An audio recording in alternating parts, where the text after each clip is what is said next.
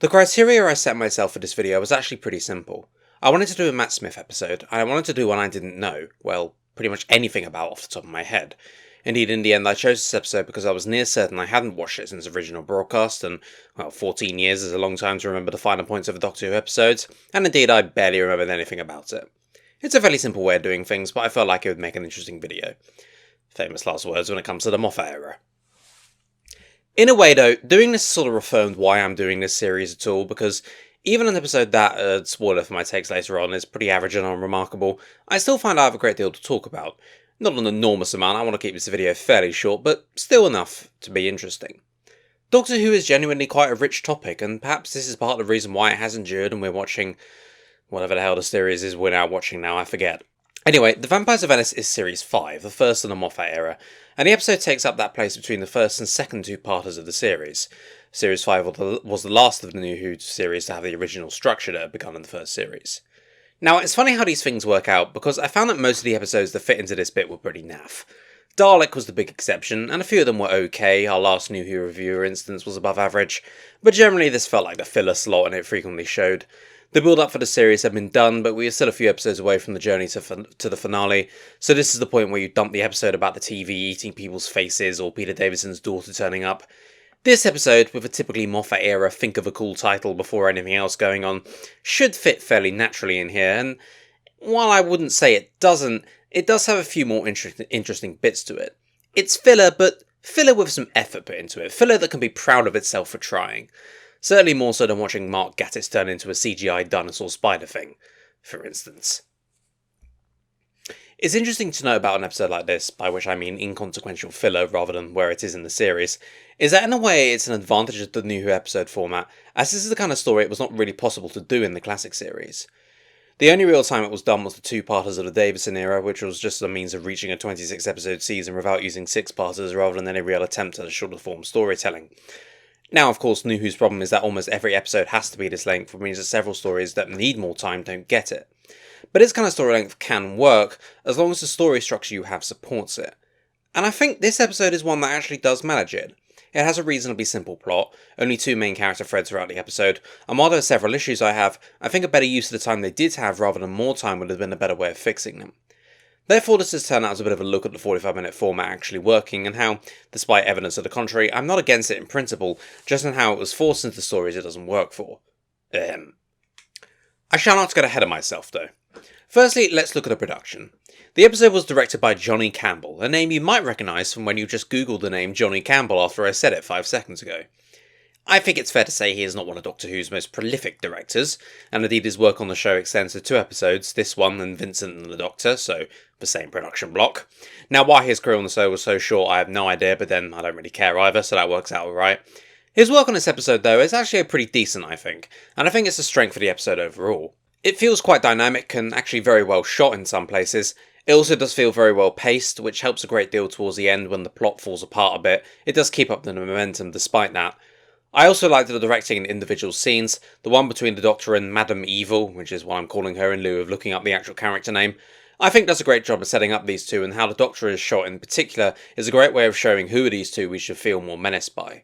While it's not going to win any awards for the best Doctor Who directing job, I think it's a solid effort, especially considering the episode involved. Other parts of production work very well. The location filming was done in Croatia, as Venice itself was almost certainly beyond Doctor Who's budget. While the weather there does not look very Italian, as if that was a feature of South Wales that followed them down there, where it does succeed is in creating a convincing Venetian environment. Indeed, the city in Croatia they chose does in fact have an authentic Venetian environment itself, so good job scouters, eh? I feel like it does a good job of avoiding looking like Venice does today, although, and instead looking more like a Renaissance Venice, which, given that's why it's set, is probably a good thing. The problem if you try to film it today, it just looks a bit too much like touristy Venice rather than authentic Venice from this time period, so I think that's a good thing to avoid. So yeah, location filming actually looks really good.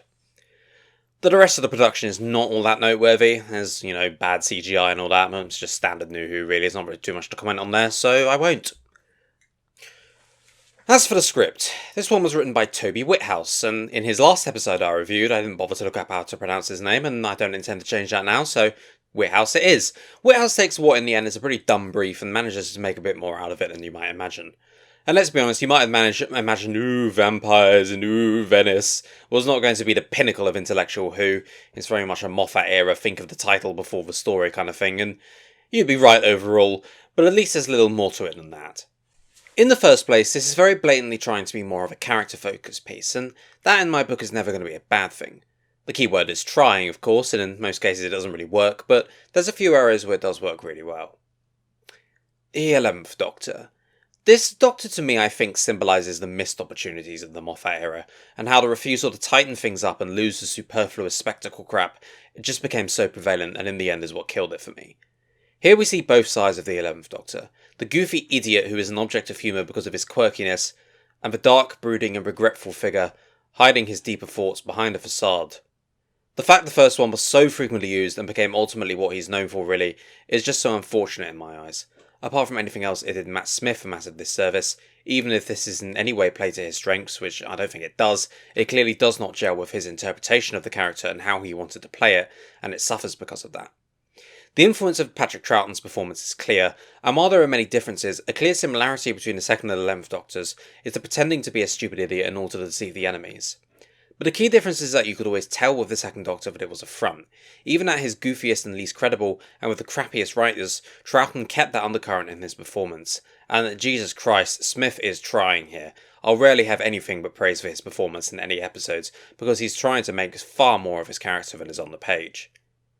The thing is though, even as the second Doctor was fumbling with a Croton computer, you could tell the powerful figure beneath could emerge in an instant if necessary, whereas the 11th Doctor jumping out of a cake at a stag party here, all I'm thinking is, why is being awkward and quirky suddenly a cause for comedy?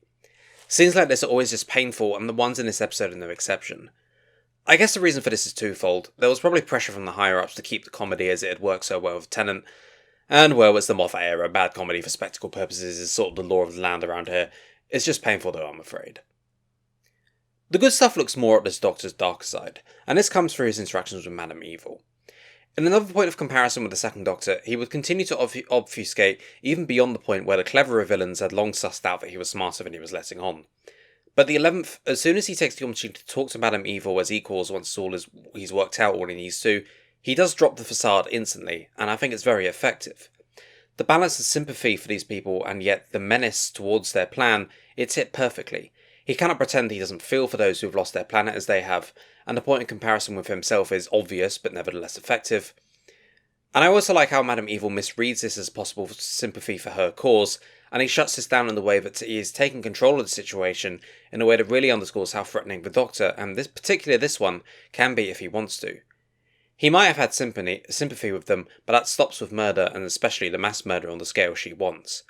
Her retort that he only philosophises while she is doing what is necessary to save her people probably hits home because of the times he has done exactly what she has, and is desperately trying to forget about it.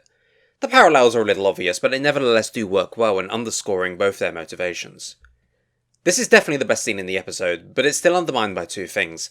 Firstly, it's a structural weakness of the episode that the Doctor discovers all about them off screen, and secondly, it doesn't really become the overarching thread of the conclusion that it should be. It only really comes up once again at the end, when Madame Evil is about to commit suicide by having her alien babies eat her, which sounds stupid when you put it like that, but alright, whatever. Here, she snipes at the Doctor, claiming that one city is a worthwhile price to pay for a civilization.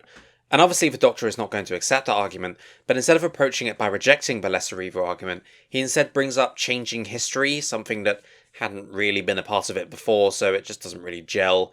It does make me think that Whitouse wrote himself into a corner a bit with this.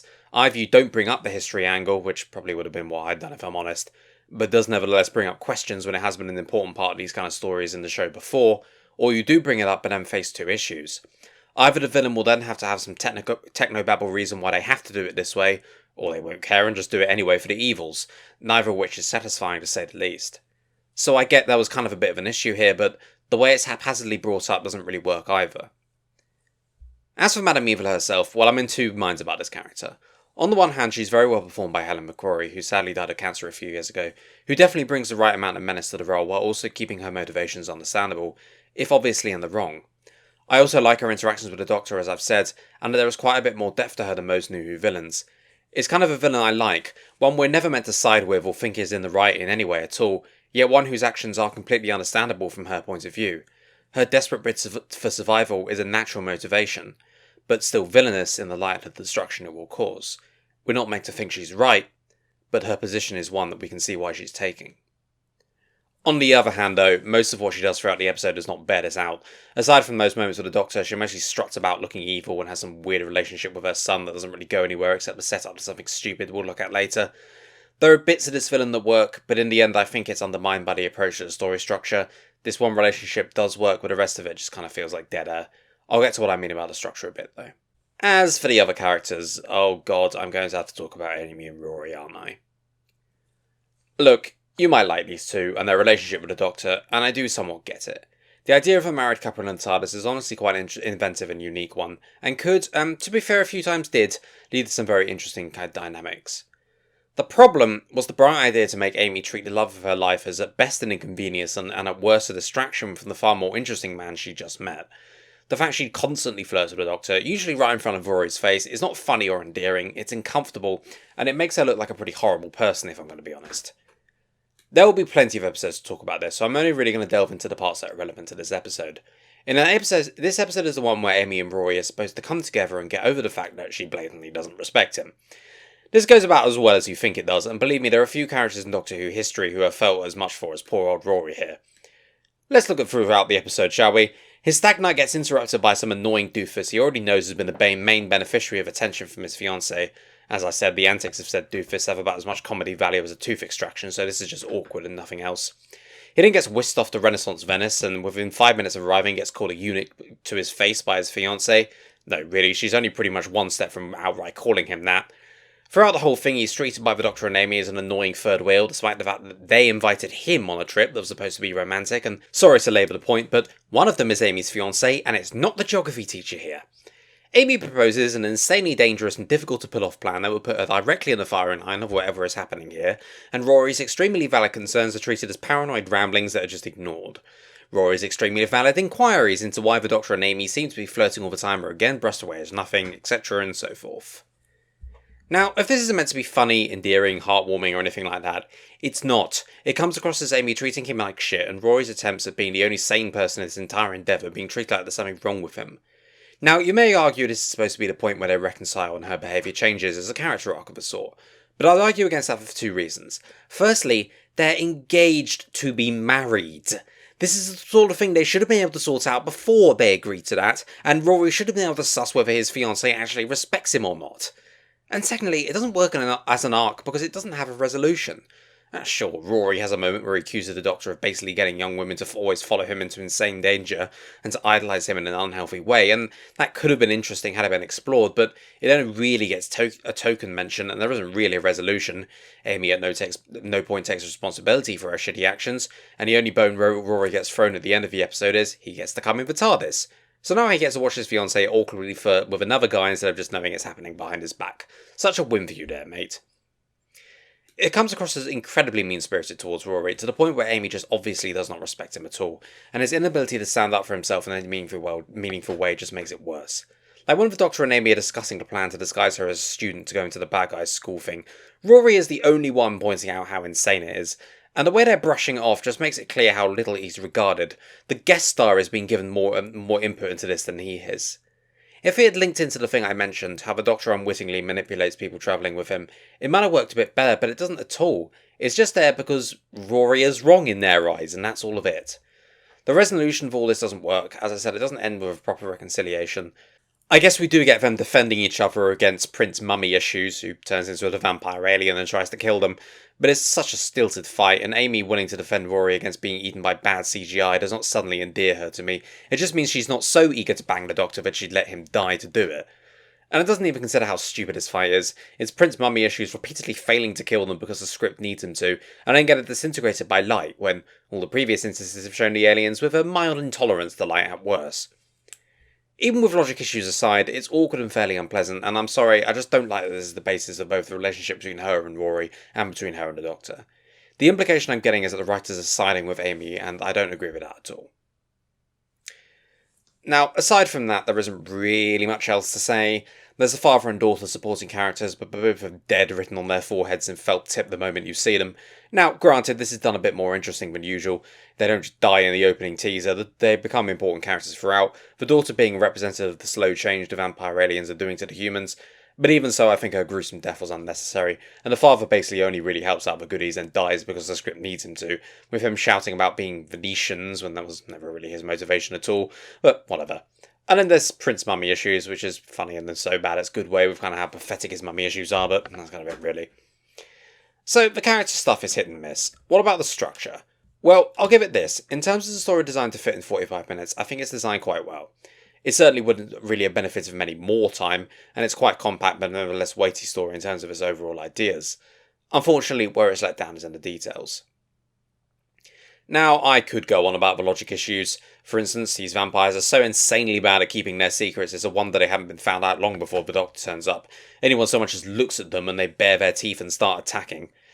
The entire premise of the middle of the story is based on Amy needing to infiltrate them as it's the only way in, when, the scene earlier, the Doctor found a way in by unlocking one gate with the sonic screwdriver. Now, yes, he got cornered by the girl aliens as he went in, but they're not there 100% of the time, are they? Just sort of time it right, and you don't have to do that insanely dangerous plan that puts Amy at risk, do you? And Madame Evil's perception filter fails. Why does it lock her in human form? The whole point is all it does is just changes what's being interpreted by the brain that's seeing it, so I don't understand why it's locking her in form. If it turns off, it should just stop and she reverts to the alien. There's nothing about her that's been physically changed, it's just how she's being seen, and I don't understand how the perception filter failing suddenly means that she's always going to be seen like that. If a phone runs out of battery in the middle of a phone call, it's not stuck in that phone call forever, it just turns off. But I won't dwell in that on the end, because sitting here picking holes is not really proper criticism. Where I will criticise is with the overall structure. There are some things that are good about it though.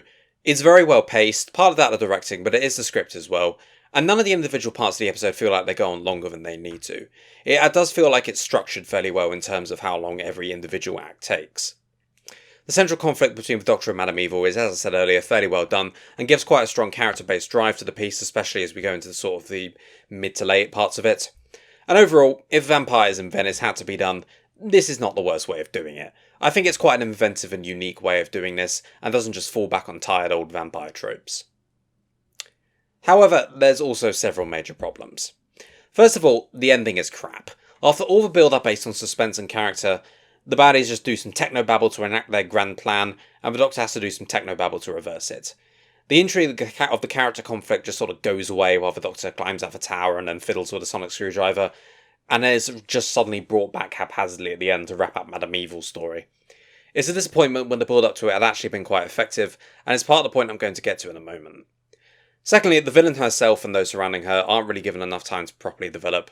While her scene with the Doctor is very good, it's the first time she's doing anything other than pretty bog-standard villainy, and it's a bit of a shame in all honesty given the potential at play here.